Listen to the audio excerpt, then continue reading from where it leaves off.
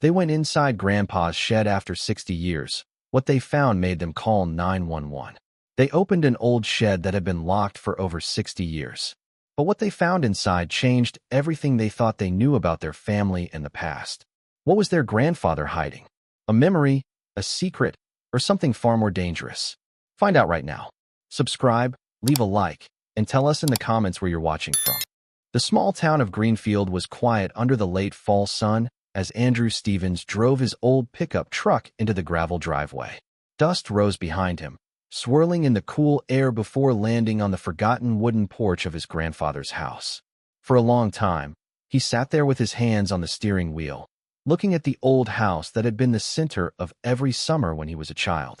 His younger brother, Michael, got out from the passenger seat, stretching his legs after the long drive, his eyes fixed on the distant barn at the edge of the property, its roof half covered by ivy and age.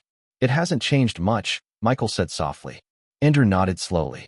"No, it hasn't, except it feels emptier now." Their grandfather, Captain William Stevens, had died 3 months earlier. He was a veteran of World War II, and he had spent the last years of his life alone, taking care of his garden, feeding stray cats, and writing letters to no one. The will gave the country house to his grandsons, and so they had come back to take care of things, to remember, and maybe to finally face the mysteries that had bothered them since childhood. Inside the house, the air was heavy with dust and the faint smell of old books. The brothers walked slowly through the rooms, careful not to disturb the fragile memories that stayed there. Photographs lined the walls, black and white pictures of soldiers in uniform. A young William smiling beside a group of soldiers with big guns, his arm around a friend's shoulder. There were medals, letters in careful handwriting, and a small wooden box that held a pocket watch still ticking softly. But it wasn't the house that grabbed their attention. It was what stood beyond the fruit trees. At the far edge of the property stood the old shed, its door chained and padlocked, the wood so darkened by time that it looked like it had grown from the ground itself. Their grandfather had never let anyone near it. Even as children, when they felt curious and tried to sneak closer, his gentle voice would turn sharp with warning. "Stay away from the shed, boys. Some things are better left alone." Now, standing at the window, Andrew could see the shape of that forbidden place through the thinning trees. "Do you think we should look inside?" he asked quietly. Michael waited a moment. "You remember how serious he was about it. Maybe there's a reason." "He's gone now," Andrew replied, his tone softer than his words. "And I need to know why he kept it locked all those years." Later that afternoon, they began sorting through the study where their grandfather had spent most of his time. Books about history, war plans, and big ideas were stacked high on the desk. Between 2 thick folders, Andrew found an envelope marked private. Inside were several yellowed photographs, one showing a much younger William standing beside a large gun, another of him in front of the very same shed decades ago with a faint smile on his face. Beneath the photographs lay a folded sheet of paper written in his clear, strong handwriting. "Do not open the shed. Dangerous." The note made Andrew's heart beat faster. Michael frowned as he read it over his shoulder. "Dangerous how? It's been 60 years." They searched the drawers for more clues. And eventually, at the very back of the bottom drawer, Andrew's fingers touched cold metal. He pulled out a small ring of old keys, their labels long faded. One of them, larger and darker than the others, had a piece of red string tied around it. The day grew long as they explored, and by sunset, the house was filled with the warm light of old memories and worry. They sat at the kitchen table with mugs of coffee, the key ring between them. "He fought in Europe," Michael said.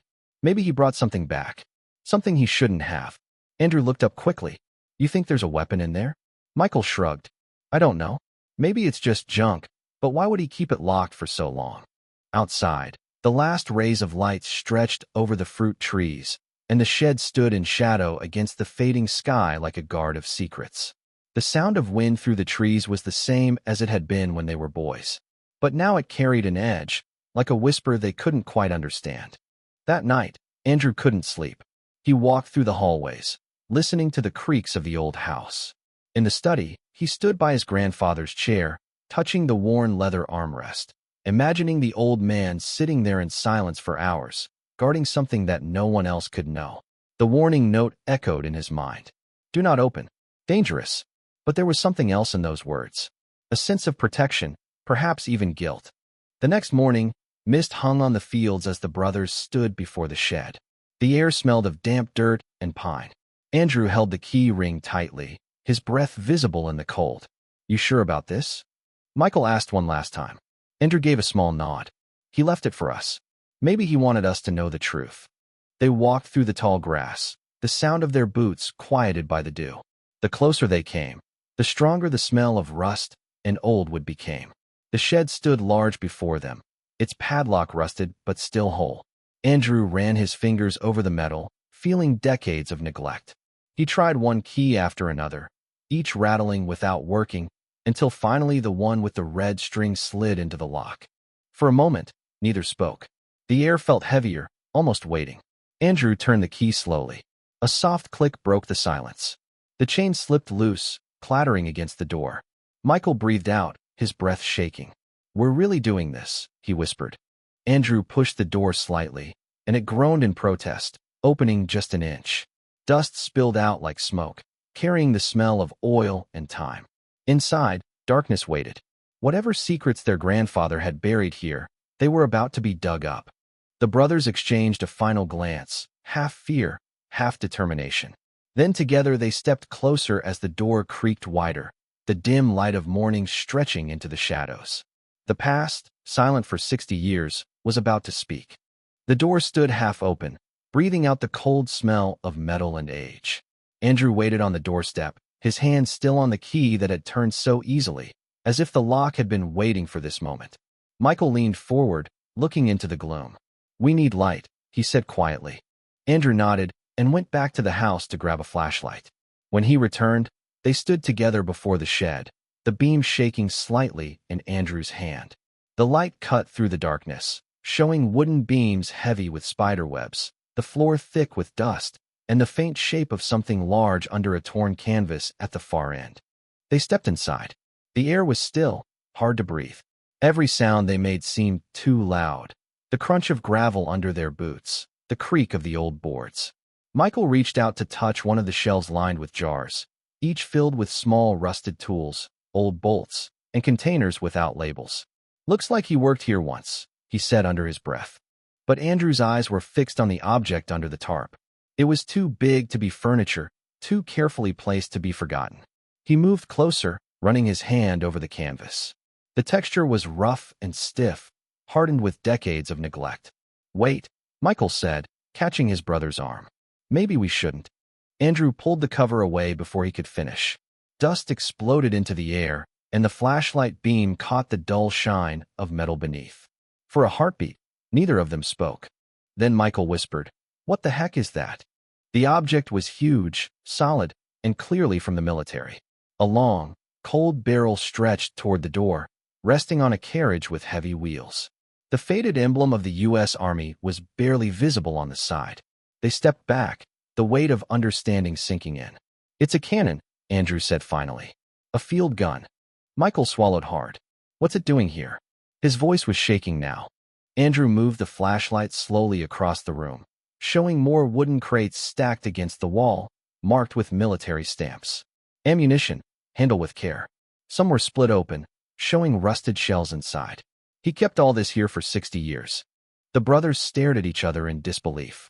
The shed, once a place of mystery, now felt like a tomb, a sealed room keeping something the world had long forgotten. Andrew could feel his grandfather's presence everywhere, not as comfort, but as warning. He remembered the man's quiet eyes, the way he would pause when asked about the war, the sadness in his silence. "We should call someone," Michael said after a long pause. "This could be dangerous." Andrew didn't answer right away. He walked around the cannon, brushing away layers of dirt until he saw a small wooden crate nailed shut with care. He pried it open and found folded documents, army papers, care logs, a photograph of their grandfather standing beside this very gun with other soldiers. Beneath the photo was a note written in fading ink.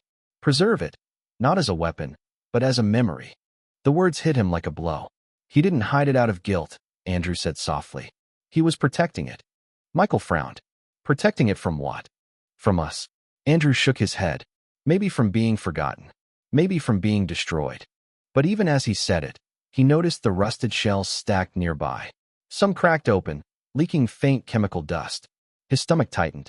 Whatever his grandfather's plans had been, the danger was real. The flashlight flickered and Michael's voice rose sharply. Andrew, we can't stay here. Look at that stuff. It could explode. Andrew waited, torn between fear and a strange, respectful awe. He looked once more at the massive barrel looming in the shadows, the leftover from a war that had shaped their grandfather's life. He carried this memory alone, Andrew said softly. All these years. They stepped outside, closing the door gently behind them. The morning had grown pale and silent. In the distance, a crow cried from the tree line. We call the police, Michael said firmly. Andrew nodded, still holding the key in his hand. Yeah, he said, though his voice was distant. We have to. As they walked back toward the house, neither spoke. The air felt heavier, as though the ground itself held its breath. When they reached the porch, Andrew glanced back one last time. The shed stood as it always had, quiet, plain, but now alive with the knowledge of what it contained. He slipped the key into his pocket. Inside the kitchen, the phone felt cold against his fingers as he dialed. This is Andrew Stevens, he said when the operator answered. I think we found something dangerous on our property. His eyes drifted to the window to the shadowed outline of the shed beyond the trees. Something from the war. When he hung up, Michael asked, They're coming. Andrew nodded. Yeah, they're sending someone out. He sat down at the table, the old photographs still spread before him, the faces of soldiers staring back from another century. He felt the echo of their lives, the weight of the promise his grandfather must have made to remember, to never let the past vanish completely. The faint rumble of sirens reached them minutes later, carried on the wind from the highway. As Andrew listened, he thought of how small the shed had seemed when he was a boy, and how vast it felt now, holding not just metal and dust, but decades of silence, guilt, and love. The world outside remained calm, the fruit trees still. But inside that tiny wooden structure, history had been waiting, patient, dangerous, and unforgotten. When the police arrived, the quiet calm of the countryside broke like glass. 2 patrol cars stopped at the gate, their lights flashing against the old apple trees, and an officer stepped out, his breath clouding in the morning air. Andrew guided them toward the shed, his voice steady but distant. Michael followed behind, his hands shoved deep in his jacket pockets, eyes darting between the uniformed men and the worn wooden structure that had haunted their childhood. The officers listened carefully as Andrew explained what they had found, and when he mentioned the word ammunition, the tone of the group shifted instantly. One of them radioed for an emergency response team, while another told the brothers to stand back. Minutes stretched like hours as more vehicles arrived, marked vans with government seals, a truck labeled explosive ordnance disposal. The field that once belonged to their grandfather became a controlled zone. Men in protective gear moved with precision, laying out bright tape and setting up equipment. Andrew watched in silence, unable to shake the strange feeling that this was no longer his family's land, but a piece of forgotten history being dug up by strangers. A specialist approached the shed and peered inside with a flashlight. His expression changed immediately, his voice calm but urgent as he called for backup. Andrew caught a glimpse through the open door and saw the light reflect off the cannon's steel surface. The specialist turned to them and said, You did the right thing calling us. This is military-grade equipment, dangerous even after all these years. The brothers exchanged a look of disbelief. How could he have hidden something like that? Michael asked quietly. The officer hesitated, then replied, It's rare, but not impossible. After the war, some veterans couldn't part with what they'd seen or what they brought back. Sometimes they kept reminders. They were told to stay clear of the shed while the team examined it. The specialists moved carefully, their voices low and measured. Through the open window of the house, Andrew could see them uncovering the cannon completely. The light glinted on the steel wheels, the long barrel pointing silently toward the fruit trees. When one of the technicians lifted the lid of a crate, the others tensed. Even from a distance, the brothers saw the clear shapes of artillery shells stacked neatly inside. Michael turned away, his face pale. 60 years, and they're still here, he said. Andrew nodded, his throat tight. He must have known. He locked it for a reason. The sound of the wind outside filled the silence that followed. After several tense hours, the lead specialist approached them. It's authentic, he said.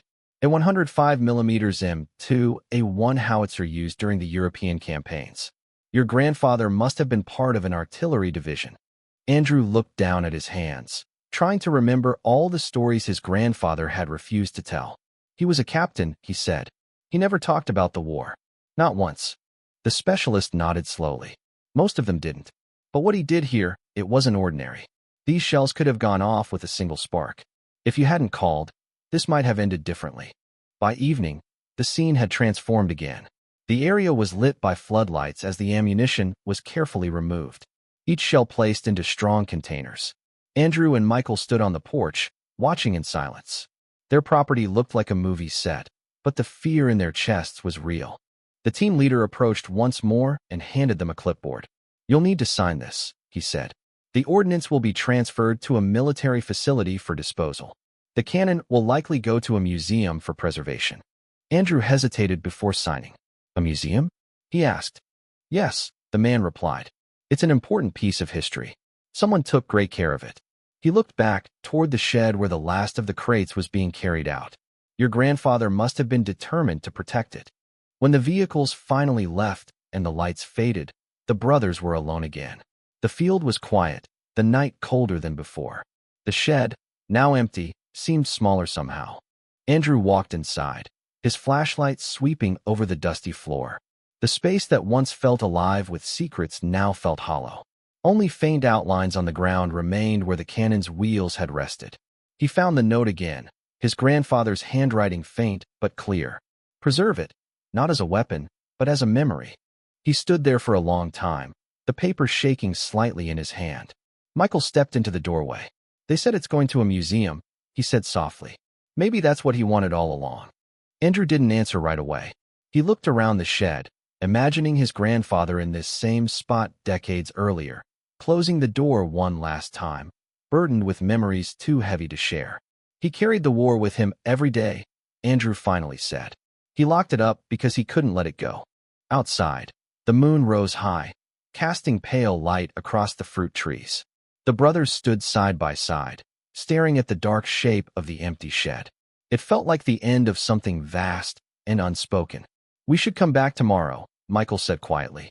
Clean it out. Maybe fix the roof. Andrew nodded. Yeah, he said. It's time.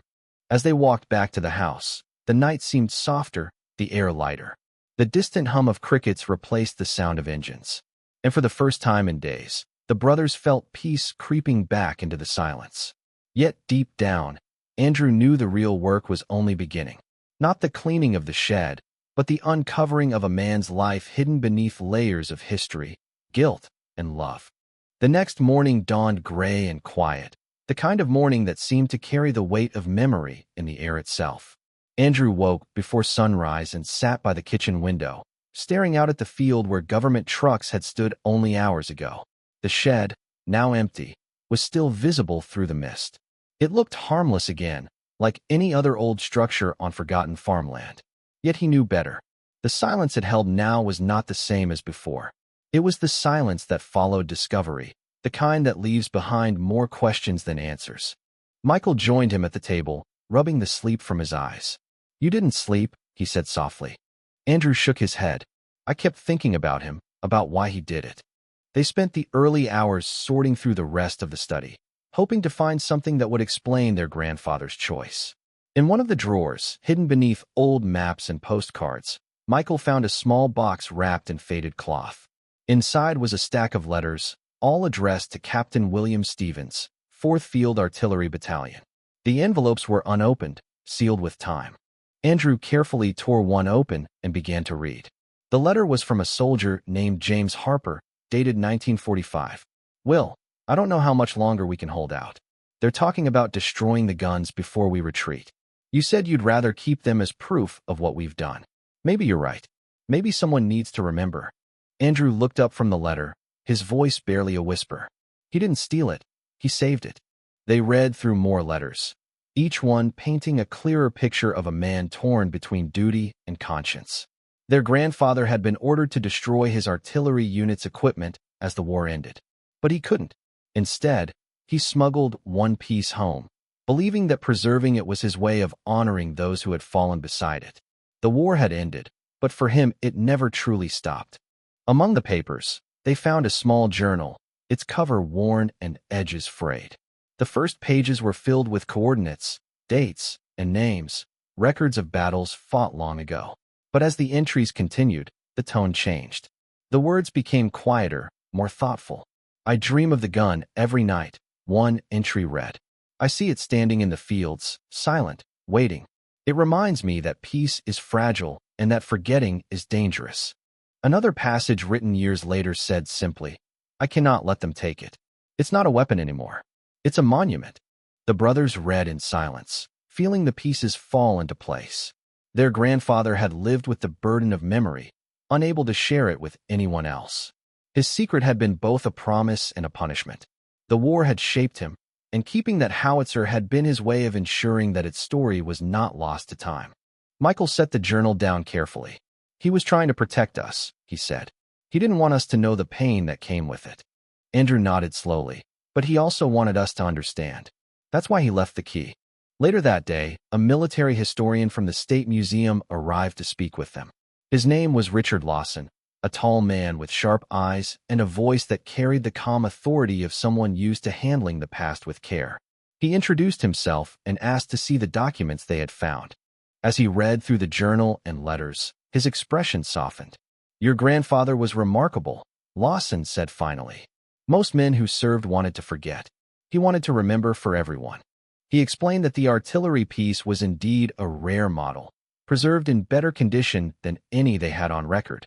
"It's not just a weapon," Lawson said. "It's a story, a personal one, but also part of something much larger. The museum will treat it that way. It'll be displayed with his name, his rank, and his words." When Lawson left, the house felt different. The brothers sat quietly. The journal opened between them. "I used to think he was just quiet," Michael said. "That he didn't want to talk about the war because it hurt. But maybe he was guarding something sacred." Andrew nodded, his gaze drifting to the window. "He was guarding memory, and maybe he was waiting for us to find it." As evening settled, they walked out to the shed once more. The air was cool, the last light of day slipping over the fields.